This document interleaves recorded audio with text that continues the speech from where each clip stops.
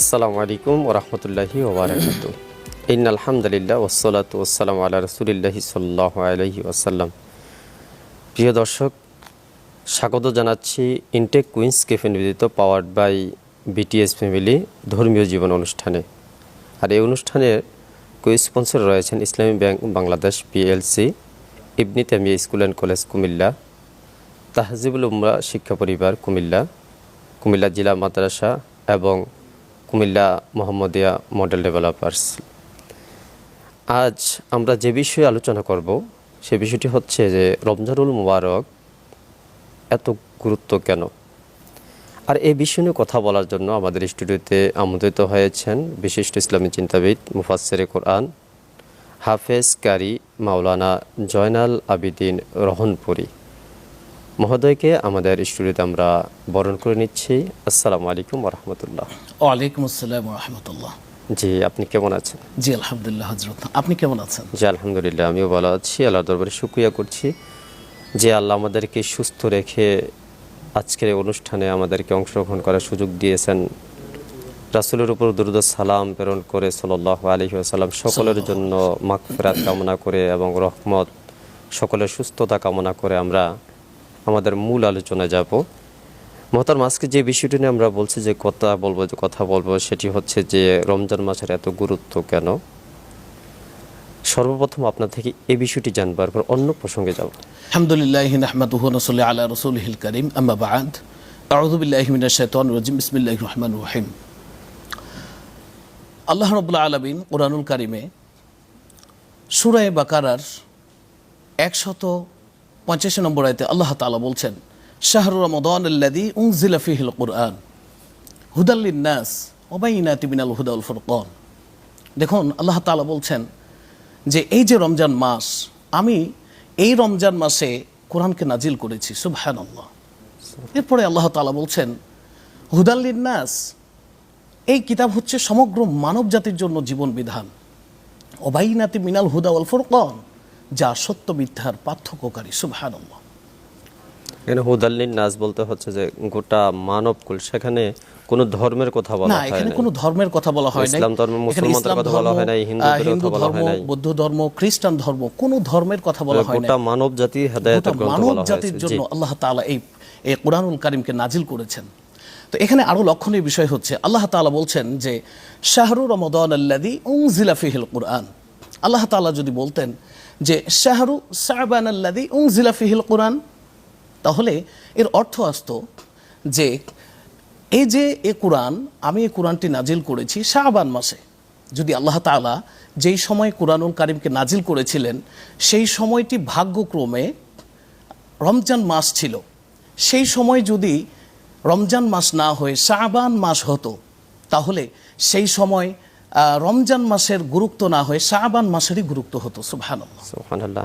অর্থাৎ আপনি বোঝা যাচ্ছেন যে রমজানুল মুবারক এত গুরুত্বপূর্ণ হচ্ছে শুধু কোরআনের জন্য। জি, আমি এটাই বোঝাতে চাচ্ছি যে আল্লাহ তাআলা কুরআনুল কারীমকে রমজান মাসে নাজিল করেছেন, এই জন্য রমজান মাসের এত গুরুত্ব আল্লাহ তাআলা দান করেছেন। যেমন আমরা উদাহরণ হিসাবে নিতে পারি, যেমন দেখেন যে বাংলাদেশের সহ যারা অন্য প্রত্যেকটা বিশ্বে যদি কোনো রাষ্ট্রপতি, কোনো প্রধানমন্ত্রী যদি কোথাও অনুষ্ঠানে যায়, তাহলে তাদেরকে লাল গালিচা সংবর্ধনা দেওয়া হয়, হয় না?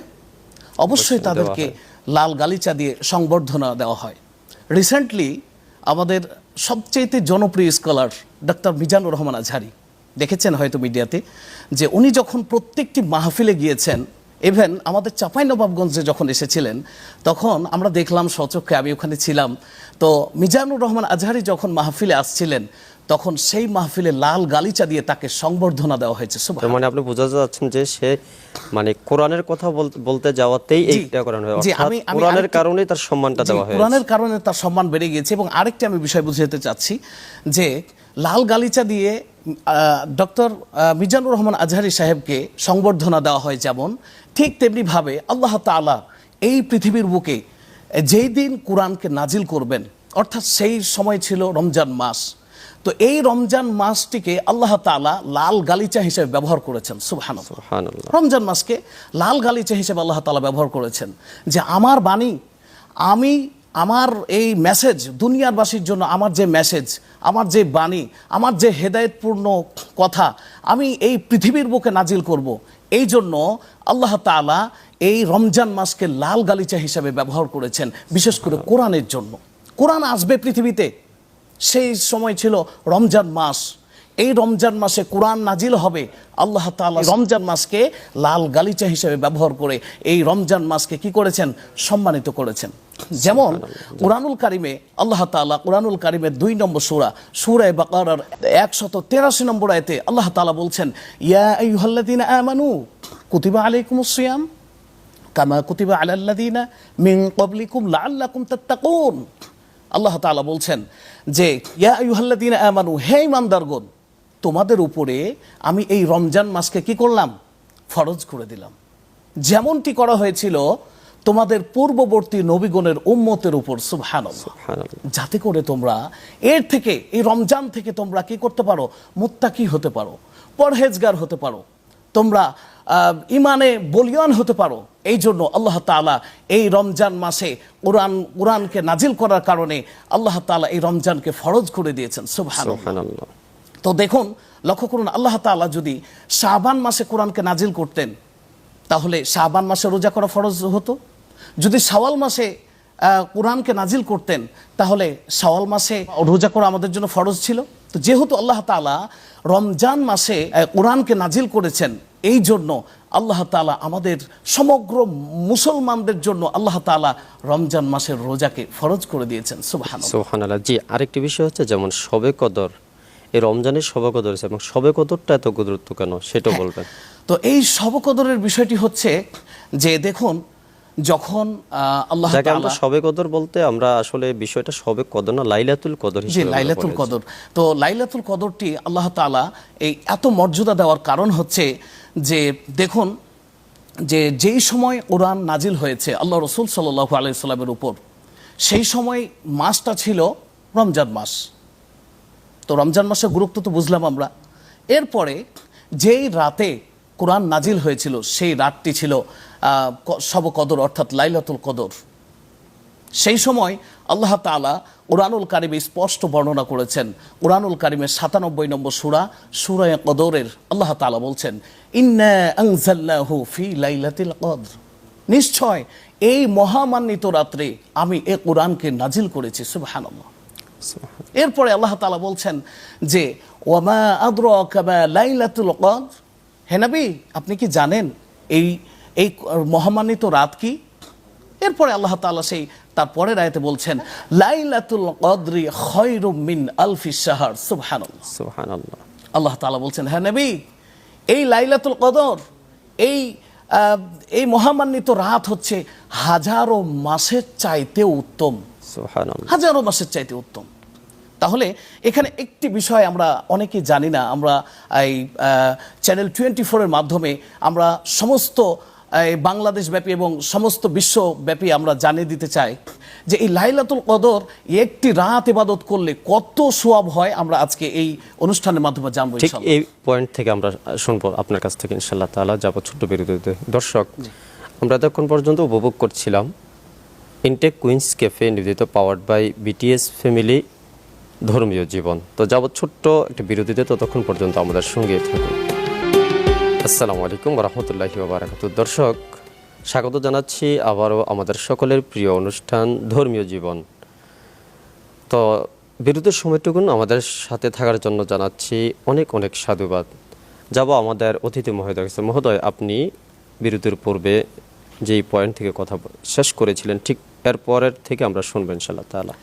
যেহেতু আল্লাহ রাব্বুল আলামিন বলছেন যে লাইলাতুল কদরি খায়রুম মিন আলফি শাহর, এই মহামান্বিত রাত্রিতে যে ইবাদত করবে একটানা, সেই ইবাদত করার সময় আল্লাহ তাআলা বলছেন লাইলাতুল কদরি খায়রুম মিন আলফি শাহর, অর্থাৎ যে হাজারো মাসের চাইতেও উত্তম। আল্লাহ তাআলা খয়র শব্দটি ব্যবহার করেছেন।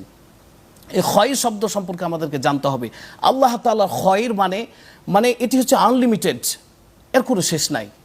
তাহলে আমরা মানে একটি এখানে ছোট্ট শুধু হিসাব হাজার করতে পারি। বলতে হাজার হাজার অগণিত, আল্লাহই ভালো জানেন। জি, আল্লাহ তাআলাই ভালো জানেন। তবে হাজার দিয়ে আমি অগণিত একটি সবাইকে একটি হিসাব জানাতে চাই। দেখুন, 1000 দিয়ে যদি আমরা ভাগ দিতে চাই তাহলে 83 বছর 4 মাস আসে। তো এই 83 বছর 4 মাস, তাহলে আমরা 4 মাস বাদ দিয়ে দেই, তাহলে 83 বছর, আমরা 83 বছর দিয়ে হিসাবটা করব। তো এই 83 বছরে রমজান আসে কয়টা? 83টা আসবে। এরপরে এই 83 রমজানে 83টা লাইলাতুল কদর আসবে, মহামানিত রাত আসবে। তাহলে 83 দিয়ে আবার 83কে গুণ দিতে হবে। আপনি যদি গুণ দেন তাহলে এখানে আসছে 6889 বছর। 6889 বছর একটানা ইবাদত করলে যেই সওয়াব হয়, আল্লাহ তাআলা এই লাইলাতুল কদরে ইবাদত করলে সেই আমলনামা, সেই সওয়াব আল্লাহ তাআলা প্রত্যেকের আমলনামায় দান করেন। সুবহানাল্লাহ, সুবহানাল্লাহ। শুধু মানে তাই এটা নয়, একটা আপনার শুধু তাই নয়, যদি আপনি ইজতিহাদ এখানে করা হয়েছে। জি, ইজতিহাদ করে আমি এটি ক্যালকুলেশন করেছি। শুধু তাই নয়, যদি আপনি এই 6889 বছর যেহেতু আমরা পেলাম, তো এই 6889 সেহেতু তাহলে 6889টি রমজান আছে। আর এই 6889 বছরে অবশ্যই 6889টি লাইলাতুল কদর আছে। অবশ্যই। তাহলে আবার যদি আমরা 6889 বছরকে যদি আমরা গুণ দিই তাহলে আসছে 47,04,58,321 বছর।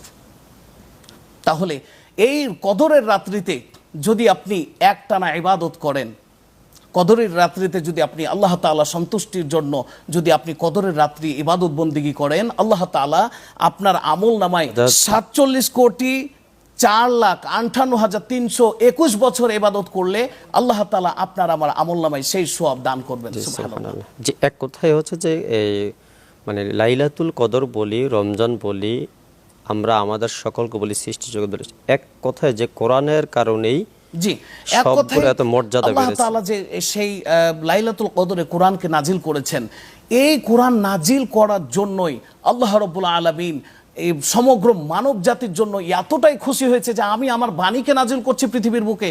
সুতরাং হে মানুষ, তোমরা যদি এই রাতটিতে, যেহেতু আমি কোরআন নাজিল করলাম, এই রাতটিতে তোমরা যদি ইবাদত বন্দিগি করো তাহলে তোমাদের আমল নামায় শুধু 47,04,58,321 বছর নয়, তার চাইতেও বেশি, অর্থাৎ হাজারো মাসের চাইতেও বেশি আমি তোমাদের আমল নামায় দান করে দেবো। সুবহানাল্লাহ। আচ্ছা, রমজানের সাথে আরেকটি বিষয় আমরা রয়েছে, যেমন আমরা অনেকে মনে করি যে আমাদের রোগ বিমার হচ্ছে অথবা আমরা অসুস্থ হয়ে যাচ্ছি। যদি অসুস্থতার কারণটা রয়েছে, মুসাফিরের জন্য কারণটা রয়েছে অন্য আয়াতে আল্লাহ রাব্বুল আলামিন বলেছেন।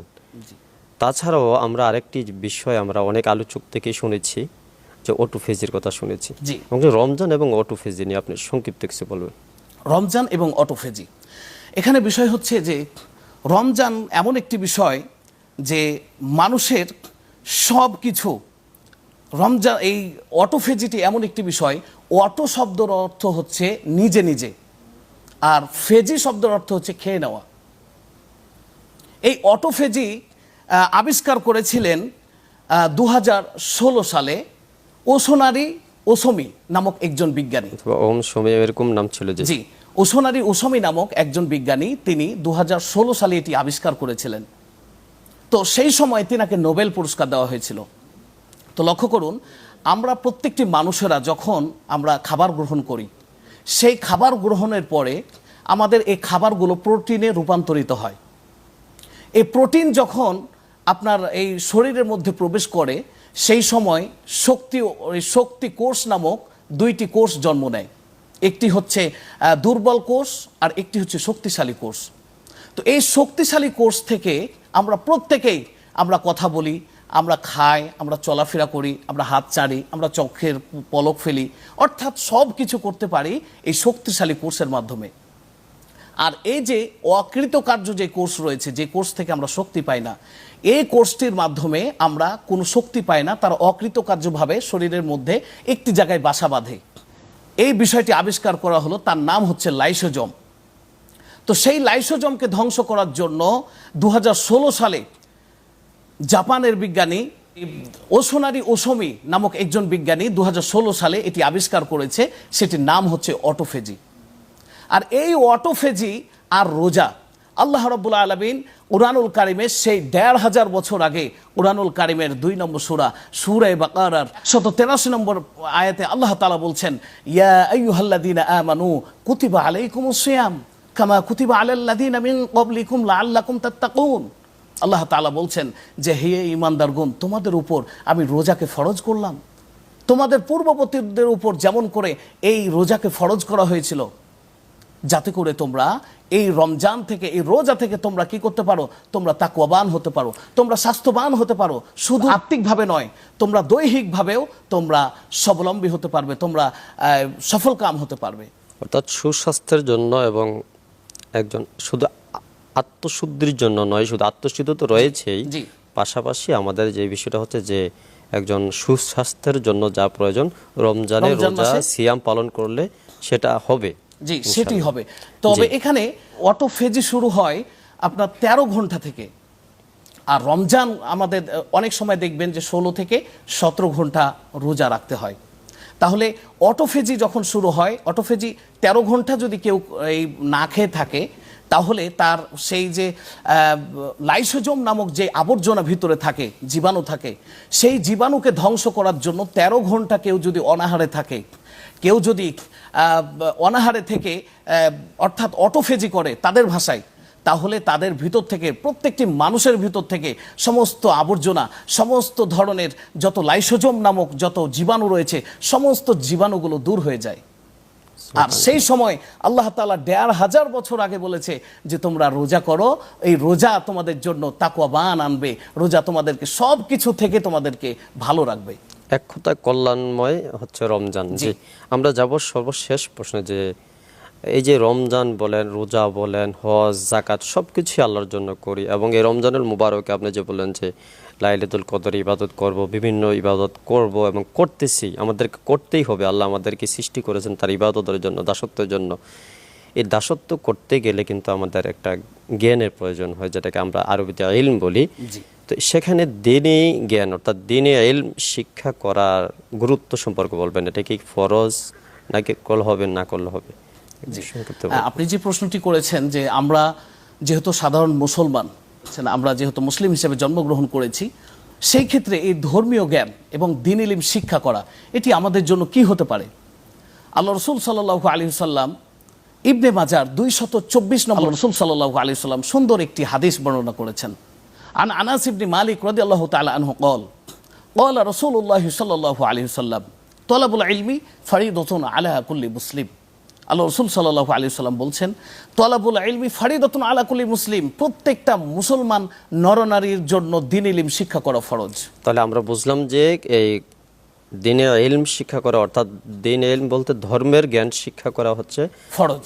প্রত্যেক মুসলিম নারী হোক সে পুরুষ, সেখানে আমাদের জন্য ফরজ। জি, আমাদের জন্য ফরজ। অনেক ধন্যবাদ, আপনার জন্য অনেক অনেক মোবারকবাদ হলো, স্বপ্নের জন্য শুভকামনা হলো। চমৎকার বলছিলেন। তো সময়ে স্বল্পতার কারণে আজকে আমরা এখানে শেষ করতে হবে ইনশাআল্লাহ তাআলা। দর্শক, আমরা এতক্ষণ পর্যন্ত উপভোগ করছিলাম ইনটেক কুইন্স ক্যাফে নির্মিত পাওয়ার্ড বাই বিটিএস ফ্যামিলি ধর্মীয় জীবন। আজকের এই অনুষ্ঠানে সহযোগী স্পন্সর হিসেবে রয়েছেন Islami bank Bangladesh PLC, ibn Tamia school and college Comilla, Comilla জিলা মাদ্রাসা তাহজিবুল উম্মাহ শিক্ষা পরিবার Comilla, Comilla Mohammadia model developers limited. তো শেষ করব আজকে এখানেই। তবে শেষ করার পূর্বে আপনাদের সকলকে জানাচ্ছি অগ্রিম আমন্ত্রণ আগামী পর্ব দেখার, ঠিক একই সময় একই চ্যানেলে। ততক্ষণ পর্যন্ত আপনারা ভালো থাকুন, সুস্থ থাকুন। ফি আমানিল্লাহ। আসসালামু আলাইকুম ওয়া রাহমাতুল্লাহ।